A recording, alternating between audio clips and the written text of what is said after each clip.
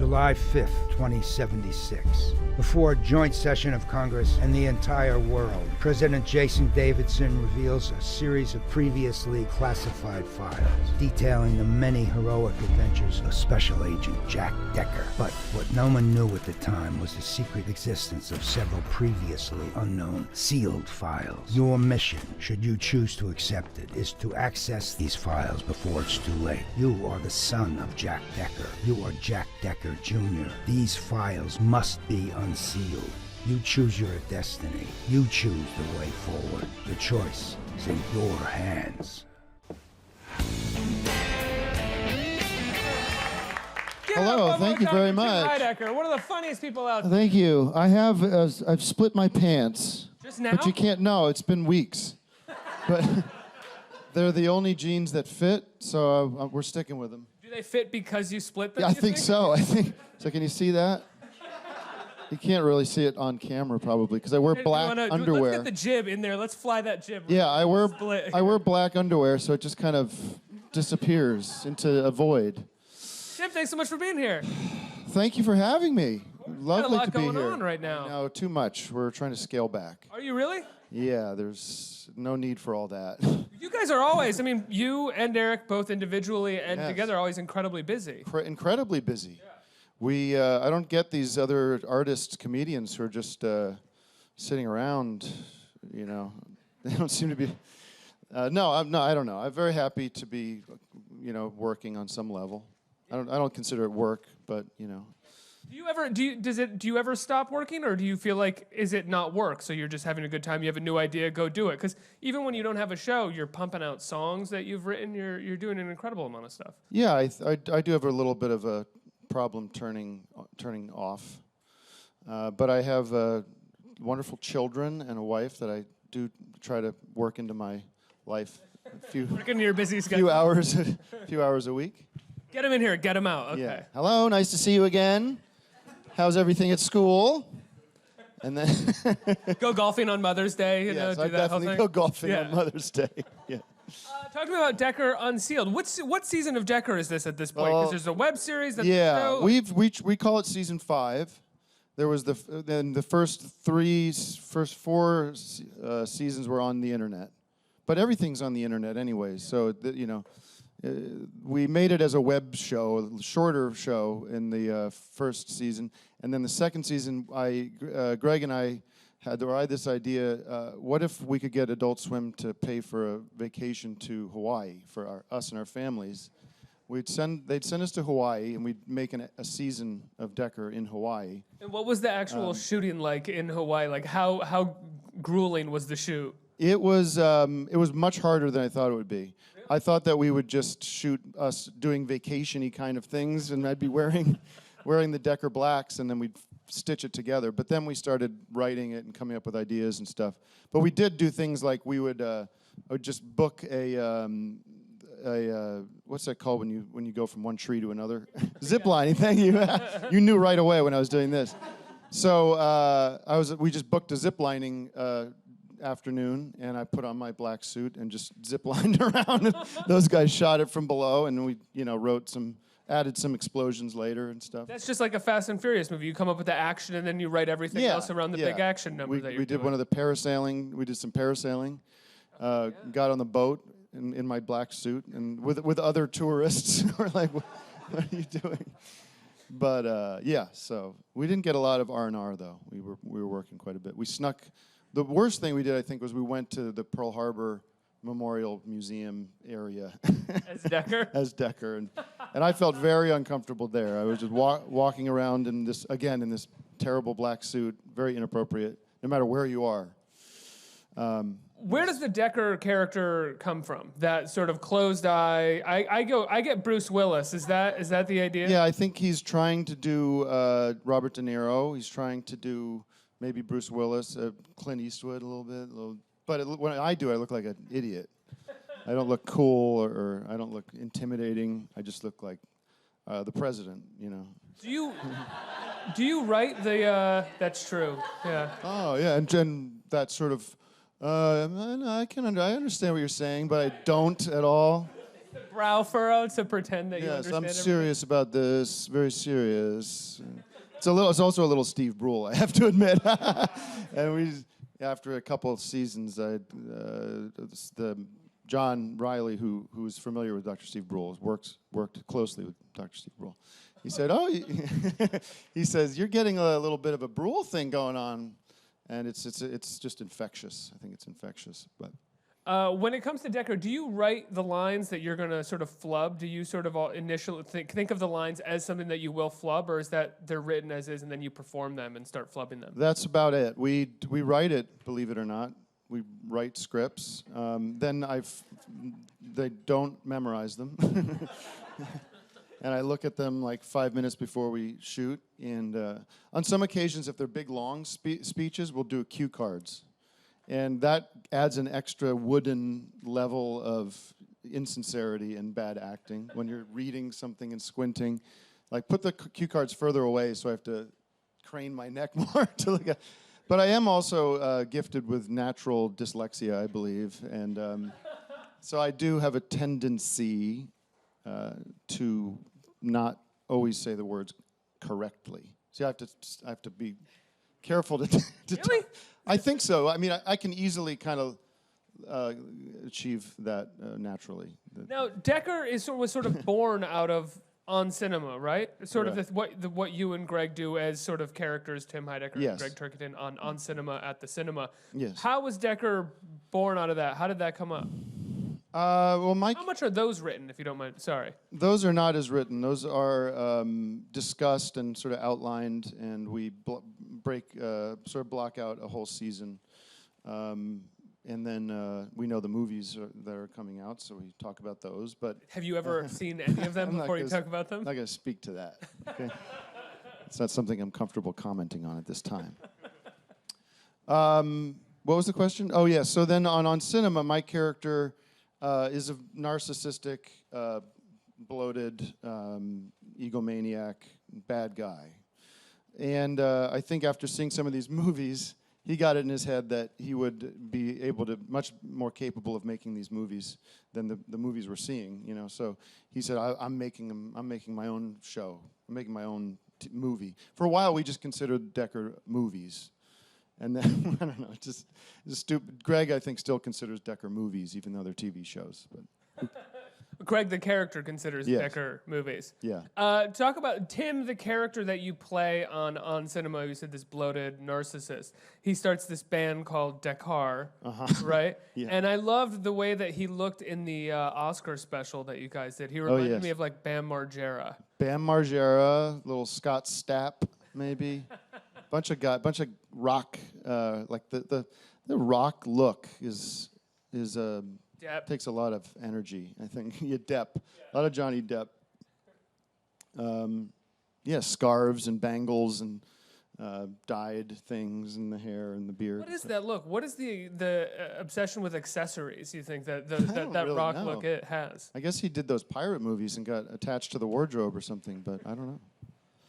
I feel very silly wearing any clothes at all, most likely. I mean, that's not what I mean, but are you any sort of any choices I make are like embarrassing on some level. It's like these stupid things, I don't know. I like those. They look like from the Ghostbusters movie.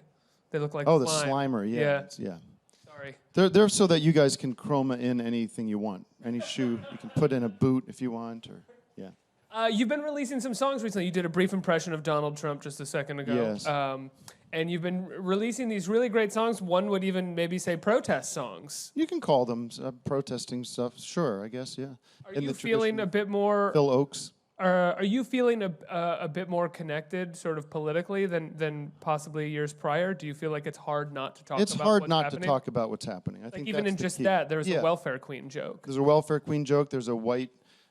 genocide joke. Right. You know, there's a men's rights joke. Yeah. Men's rights joke. Yeah, it feels like if you're not talking about it, I don't know what you're talking about. I don't know what else there is to talk about right now. It feels very all consuming and just wild times. Yeah. So I feel like I have something to say about it, and I do say it in a way that I hope is sometimes entertaining or funny or stress relieving for some people who might feel like they're going crazy.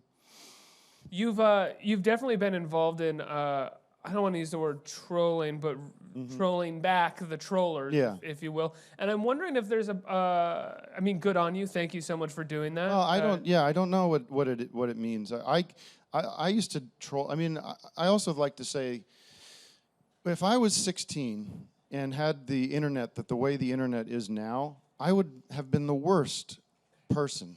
You know, I mean, I am the worst person. I would just be saying, I would be doing terrible shit. I think in a way that I think would have been funny, you know, and sort of as a you know, whatever, causing trouble, being a kid, and the internet allows you to just be that and do that. So I have some I guess sympathy or understanding of where some of it's coming from. Some of it's mean and hateful in a way that's certainly not healthy for anybody. But. Well, that's what I was kind of curious about, was that it seems that at least throughout the election with things like Pepe, the alt-right seem to co-opt or adopt, I think, some of the aesthetic that we know Tim and Eric of, and just in terms of memes and like lo-fi memes and a kind of mockery. I'm wondering if that got your attention as well and made you want to sort of get in the conversation and fight back a little bit and make sure that you still have ownership over these sort of ideas that you guys put out in the world. I don't know about having ownership over it. I don't really care that much about that stuff, but I do feel there's a connection a lot of these people have with our work that somehow went a different direction for them, and there's certainly a nihilistic quality to a lot of our work and a rejection of sort of mainstream culture and a trolley quality to it, I guess.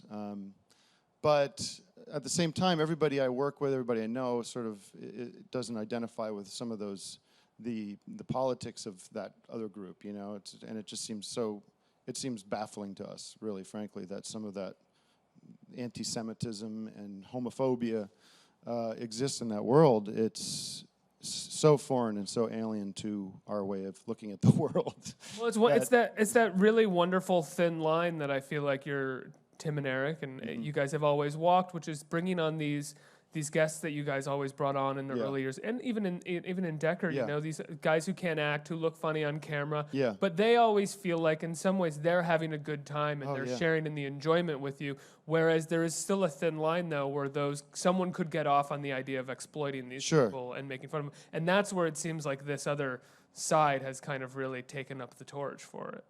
Yeah, I guess, you know, there is always a line, and the line is unclear for us sometimes, and we try to do our best. But there's a lot of people that come through our world that, I mean, everybody that's been in this show, it's such a fun environment, and everyone has such a good time doing it. And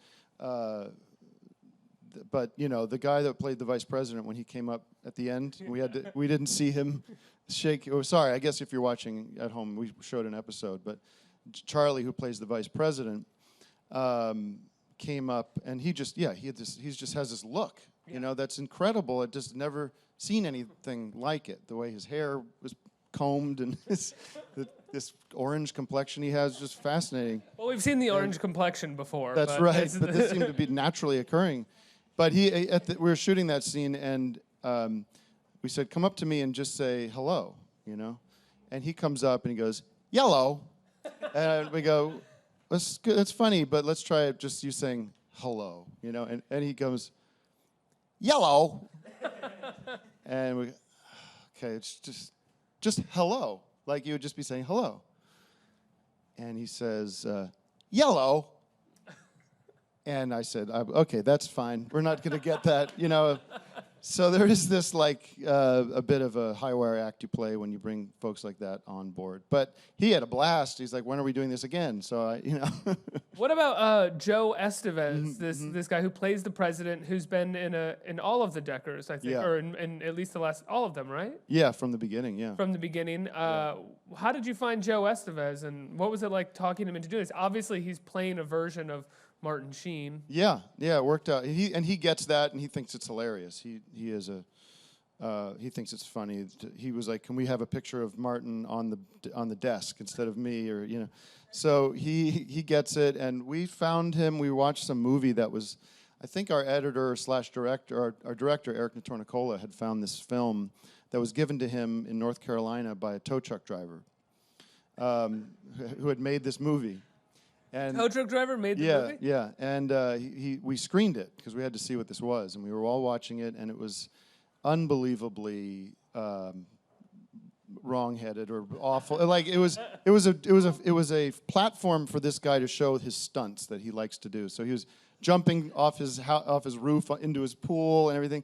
And then about halfway through the movie, Joe Estes shows up as a lawyer or something, and we were like, "Is that Martin Sheen?" And we didn't realize that who Joe Estes was, and then we looked him up, and the IMDb page for Joe Estes is about 40, 50 pages long. It is an incredible amount of movies that this guy's been making movies since the 70s. But anyways, we thought we'd cast him as the president, and he was he's really one of the nicest guys I know, and he loves it, and he comes in, and he totally gets it, and the way he gets it is sort of like, he says, "How much scenery do you want me to chew up on this take, guys? Like, do you want me to give you the worst version?" So he gets that. He gets the tone of the show, and Have you ever had someone not get it that you had to explain it to afterwards, or they saw it afterwards and got back in touch with you and were like, "I didn't like that" or anything?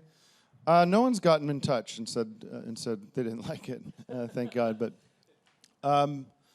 No, I think some people wonder, why did you cast me for this? Because I thought you want me to be funny, and isn't funny being, but we just say, listen, it's funnier when it's played straight, and then we'll worry about the comedy when we edit this together, and so. Yeah. But I do feel a little bad because one thing, all the bad takes that we pick, we always pick the worst takes from me mostly, but from all the other characters too.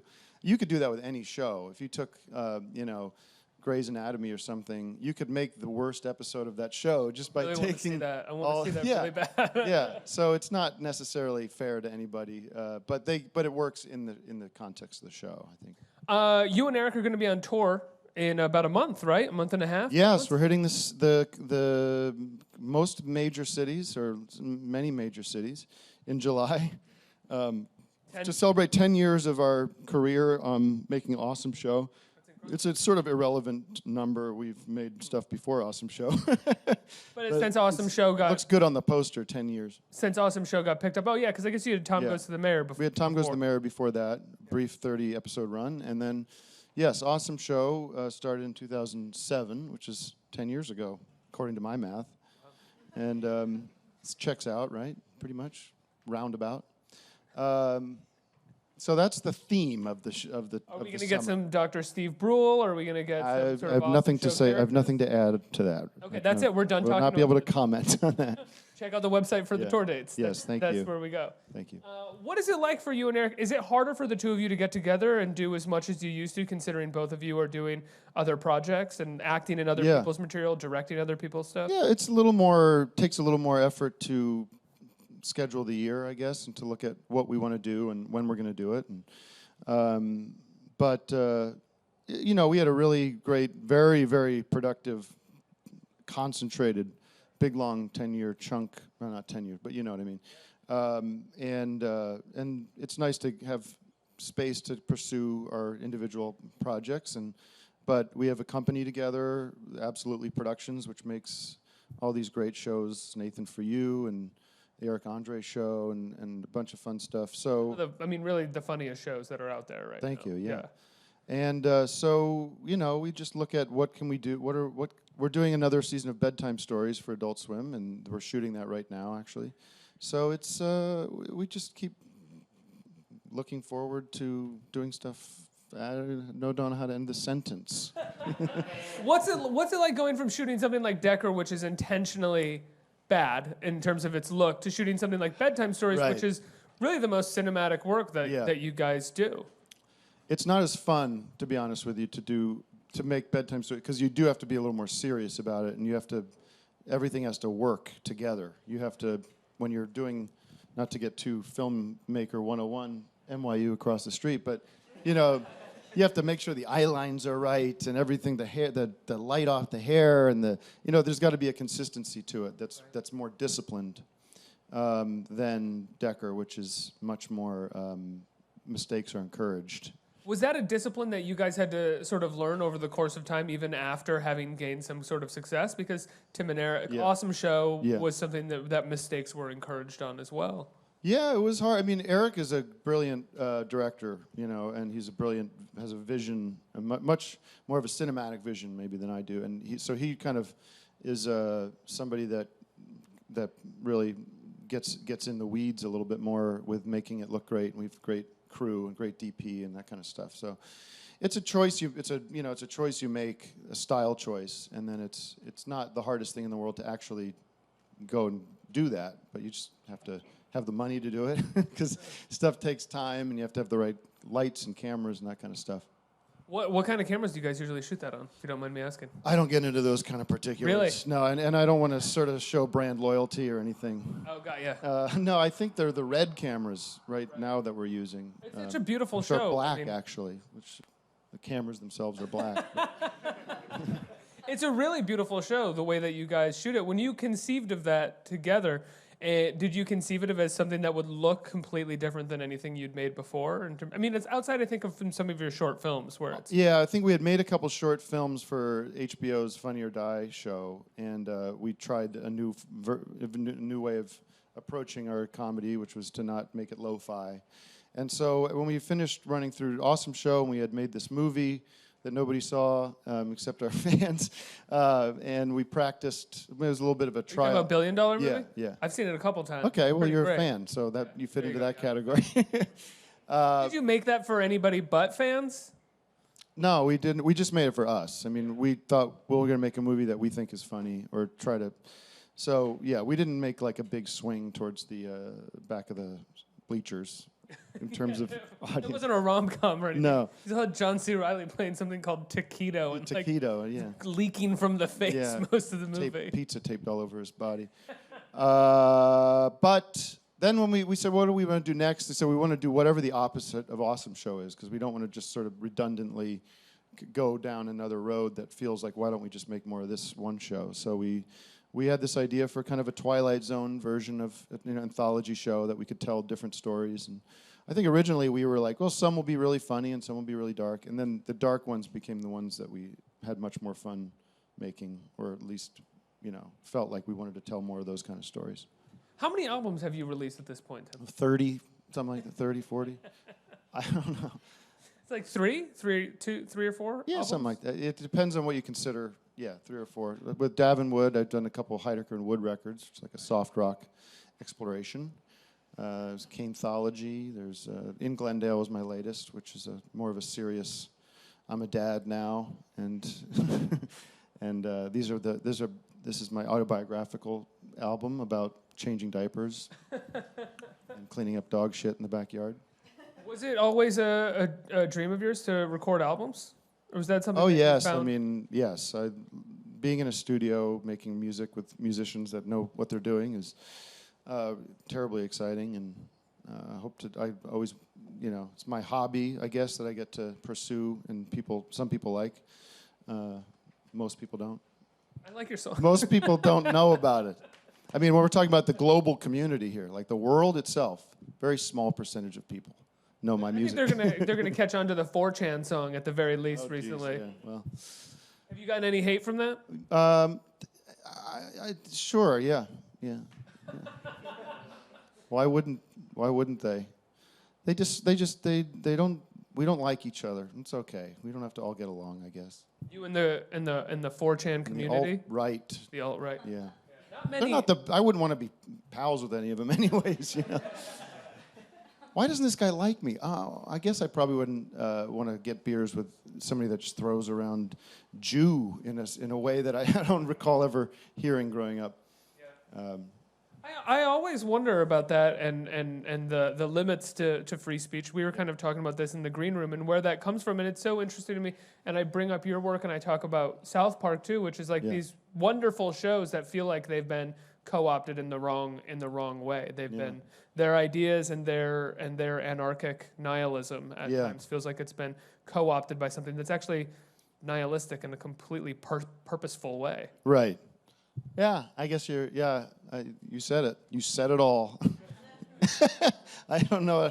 I should have asked that in the form of a question next time. I'm still trying to figure it all out. I really don't know what any of this means. I mean, part of me wonders if that online presence that exists out there is very small and very not meaningful. But then I might be wrong. It might be a major movement that we're on not the wrong side of, but I don't know where it's going. The hope is that we're just still in the phase where it seems like it's big because we're going, what is this? Right. And then by the time that we contend with that, we'll realize it's really small and it'll kind of have dissipated, which is my hope. Well, when I have the patience for it, and I'm in the mood for it, I will try to engage individually with people who have come at me with terrible things to say.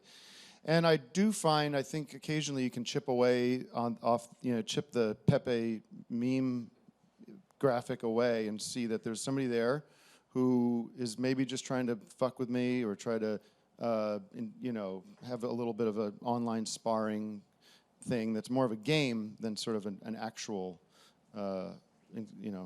confrontation. And, that sometimes ends up being amicable and sort of, all right, well, this is who I am and this is who you are. And so maybe there's a way to kind of everyone get along. I hope so. Let's get some questions from the audience. Who's got right here? We have a microphone. Hi, Tim. Hello. So I'm a musician, and I know that you're fairly involved with music yourself. I'm just curious who you listen to, who are you influenced by, things like that. All the greats. Mozart, Beethoven. All the hits. I have Handel. I'm a classic rock folk guy. I'm a Simon and Garfunkel head.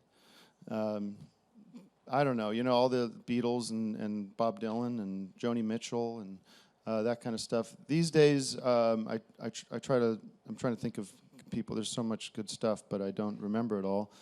Father John Misty, because I've got to do some stuff with him. I think his new record is unbelievable. I love his new record. He covered one of your protest songs. He did cover one of my songs, which was a treat for me. I was a fan of his, and I had gotten a tweet that he had covered this song, Trump's Private Pilot, and I didn't know it. I didn't know him at the time at all, and I got this tweet, and I said, "Oh wow, I'm gonna listen to this." And I put my headphones in, and he's got such a beautiful voice, and he starts playing it, and he's taken like a kind of a sad angle on the song, so it's this very mournful, sad version, and I'm listening to it, and I'm getting choked up, I'm like tearing, and then I hear, "Tim, can you get in here?" And I hear my wife and my kids are screaming, and the milk's been spilled or something, and I got torn out of this moment I was having. I was having this very emotional moment. And but anyways, I get almost like, oh, I'm gonna cry. This is gonna be cool. I don't get to cry very much, and then I get torn out because of some damn rascal kids in my kitchen. How old are your kids right now? I have no idea. You'd have to ask my wife. No, 3.5 and 7 months. How is being a father? How has being a father changed you? You talk about your humor being very nihilistic, 7 or 8 years ago. No, it hasn't affected my humor, I don't think, except that you can trace a moment of my daughter being born and the introduction of diapers in our comedy spiked. We had an episode of Check It Out where Steve Brule changed a grown man's diaper, which is one of the worst, most disgusting things we've ever done.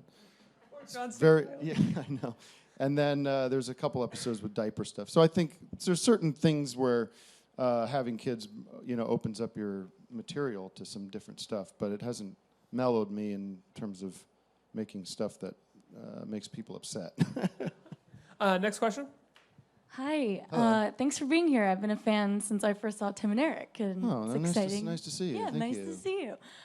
You already spoke to my initial question, which was about the people that you cast to support you. I think they're so interesting and fun to watch. So I'm curious if you could collaborate with anyone that you haven't yet collaborated with. Yes. Who would it be? That's. I don't want to. This isn't a cop out. I've been asked this before. There's people that we. The two names I think of originally we wanted to collaborate with would be like somebody like Christopher Guest or, Larry David or somebody. And I think we got over this feeling of needing to win their approval or work with them because it just felt it was too intimidating to be around people that you admire so much. It's like I'd rather just be left alone to do our own stuff. But like somebody like David Byrne would be so amazing to be with him and do something with him. But I don't know. I think my idols are best left a little bit of an arm's length. I ran into Randy Newman a couple of times, who was one of my musical idols, and it was clearly very uncomfortable for him and me.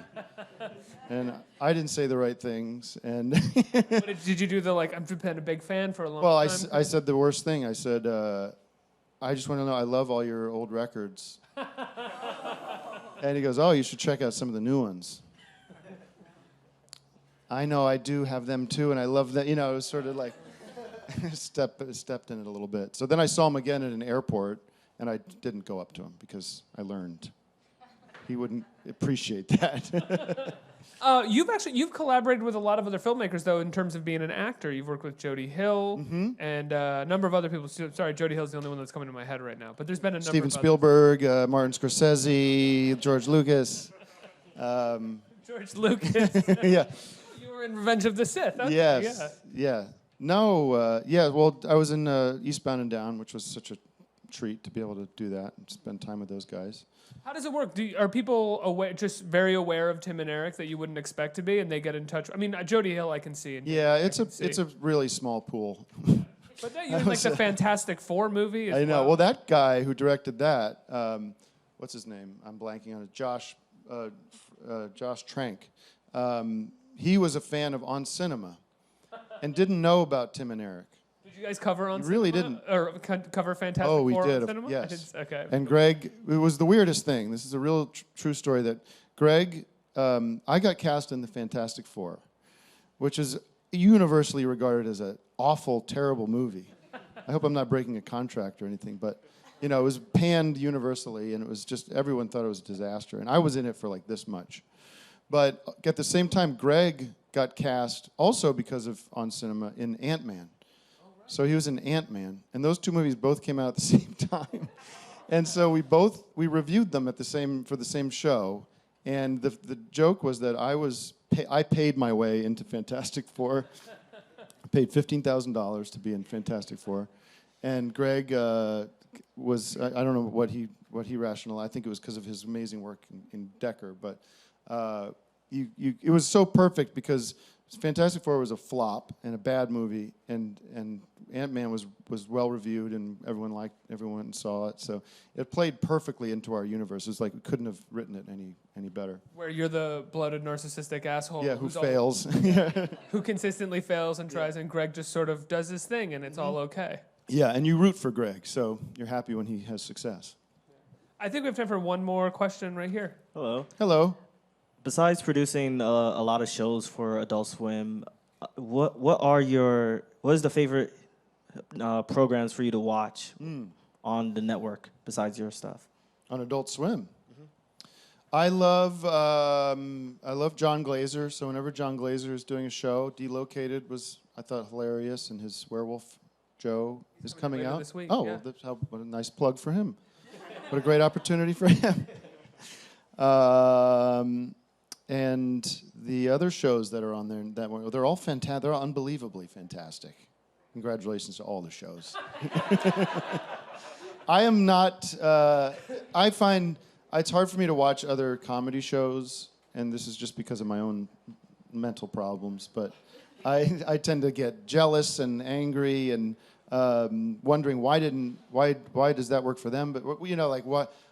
It starts becoming like you're comparing stuff to your own stuff. So if I'm going to watch TV, it's usually going to be like a documentary on World War II or something, cooking show or something. Just those two things, Yeah. a cooking Lots of show or cooking World shows. War II. Yeah. What is it when you get that jealousy that you get of other comedy shows and this idea that like why does it work for them and not for me? I don't mean it like that doesn't really happen. I should say. Well, it's an But I see interesting the thing. move. I see the moves. You know, and it feels a little not. I mean, television for me is always. I think for everybody, it's not meant to feel like any kind of work. It's like should be passive and like something to let. I just want to. Generally, I just want to fall asleep to something. If I'm watching TV. So, sorry to all the wonderful creators out there who make shows, work so hard. There's like a sound guy who's like, I spent 14 hours on that show driving back. But, yeah, Might I don't falls know. asleep to Yeah, it every. give me anything to put on, let me go out. But, yeah, yeah. Well, it's a fascinating idea, just like of what kind of comedy. Is anyone works falling for asleep out people. there right now watching the show?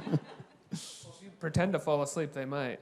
It's just the idea that if like what works for you and what works for other people, and that Right. feeling of like as a comic, because you know what works for you, and I'm sure you're always trying to expand that. But I'm sure you've also expanded it and shot stuff and been like, oh, that didn't work for me and what I do.